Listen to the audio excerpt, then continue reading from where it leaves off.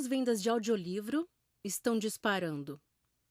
Esse é um texto que eu tirei do Andrew Romberg. Ele é construtor de empresas, solucionador de problemas e criador de parcerias onde a tecnologia encontra as indústrias criativas. Atualmente, ele está focado principalmente em livros, varejo e publicação em todas as suas formas. Ele fez isso em janeiro de 2025, ou seja, notícia quentíssima! As vendas de audiolivros estão crescendo rapidamente, mas o que está impulsionando esse crescimento? Por que esse formato antigo está prosperando enquanto formatos mais novos, como e-books, estão em declínio? Eu fiz essa pergunta pela primeira vez no verão de 2019, durante uma sessão de brainstorming do Content Shift em Frankfurt. Recentemente, refleti sobre o fato de que o crescimento dos audiolivros não apenas continuou, mas se acelerou desde então. Em 2024, a participação de mercado dos audiolivros superou os de e-books nos Estados Unidos. Na Suécia, as vendas de audiolivros já ultrapassam as de livros físicos.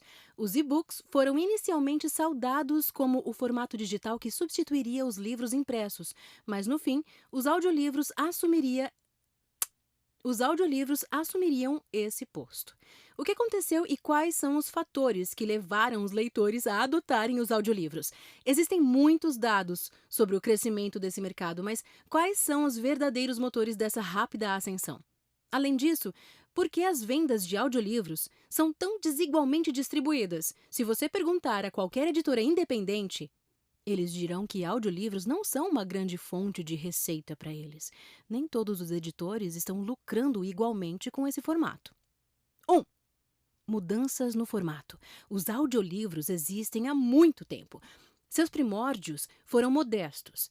E, por muitas décadas, esse segmento foi uma área marginal do mercado editorial. A Biblioteca do Congresso dos Estados Unidos começou a produzir audiolivros lá em 1932, pensando-os em discos de vinil como os discos de música.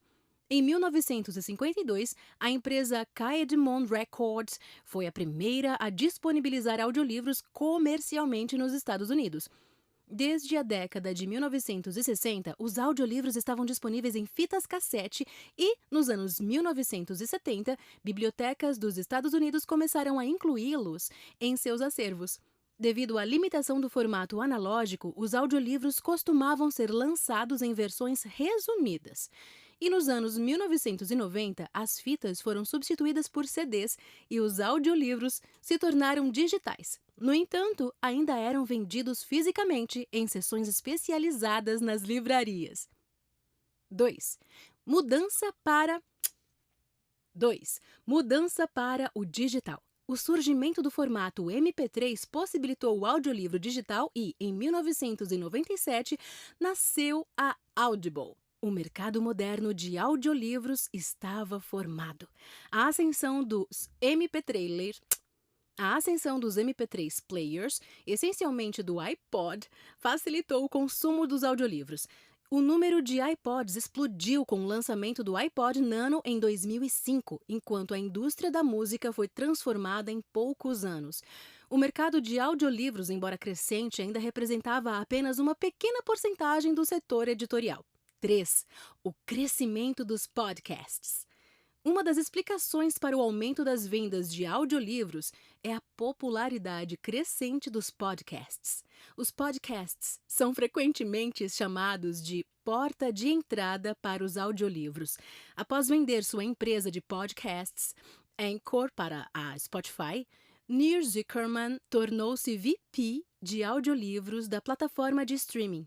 Ele acredita que os formatos de podcast e audiolivro estão convergindo. O crescimento dos audiolivros e dos podcasts parece estar interligado, mas para entender melhor esse fenômeno é necessário analisar o que está impulsionando o consumo de podcasts. 4. A ascensão do smartphone. Um fator-chave que impulsionou tanto os podcasts quanto os audiolivros foi a disseminação dos smartphones após o lançamento do iPhone em 2007. Na verdade, o nome podcast deriva do precursor do iPhone, iPod. Ter um dispositivo portátil com acesso fácil a uma vasta biblioteca de conteúdo de áudio impulsionou não apenas a música digital, mas também o consumo de conteúdo falado.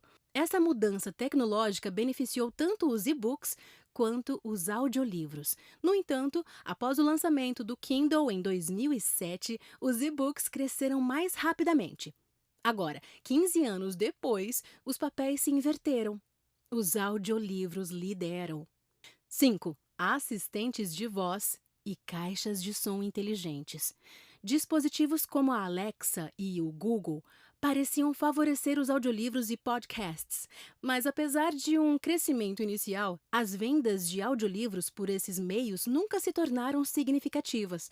A popularização dos audiolivros, portanto, deve-se a outros fatores além dos assistentes de voz. 6. Fones de ouvido sem fio. Um desenvolvimento mais interessante foi a crescente popularidade dos fones de ouvido sem fio, como os AirPods. Eles tornaram a experiência de escutar conteúdos no smartphone mais prática e confortável. Hoje, muitas pessoas vivem em uma espécie de bolha de áudio pessoal enquanto realizam suas atividades diárias. A portabilidade foi um dos principais fatores para o sucesso dos e-books. Você podia levar uma biblioteca inteira sem carregar peso. Os audiolivros oferecem essa mesma vantagem, com o benefício adicional de serem acessíveis para quem tem dificuldades de visão. Agora, com a combinação smartphone mais fones de ouvido sem fio, os audiolivros podem estar substituindo os e-books como o formato digital mais conveniente. 7. Padrões de consumo. Audiolivros são consumidos em momentos diferentes dos e-books. Eles são ouvidos durante o trajeto para o trabalho, na academia, ao correr, cozinhar ou fazer tarefas domésticas. Ler um livro físico ou digital não é viável nessas situações. Antes, esse tempo era preenchido com música ou rádio. Os audiolivros e podcasts funcionam como uma espécie de rádio personalizado, favorecendo o consumo de conteúdo falado em detrimento da música e da rádio tradicional. A crescente preocupação com a saúde, a academia, o aumento do home office, trabalhar com fones de ouvido e outras mudanças na rotina moderna impulsionaram os audiolivros em detrimento dos e-books e livros físicos. 8. Conteúdo. Nos países nórdicos como Dinamarca, Suécia, Noruega e Finlândia, os audiolivros seguem um padrão semelhante aos dos e-books, com grande consumo de ficção. Já no Reino Unido e nos Estados Unidos, os audiolivros são dominados pelo gênero de não ficção, ao contrário dos e-books, que são mais populares para gêneros como romance, fantasia, crime e ficção científica. O público dos audiolivros nos Estados Unidos e no Reino Unido tem sido majoritariamente masculino, o oposto do que ocorre com e-books e livros físicos. Os audiolivros estão atraindo um novo tipo de consumidor. Homens, especialmente jovens, que haviam abandonado a leitura desde o ensino médio.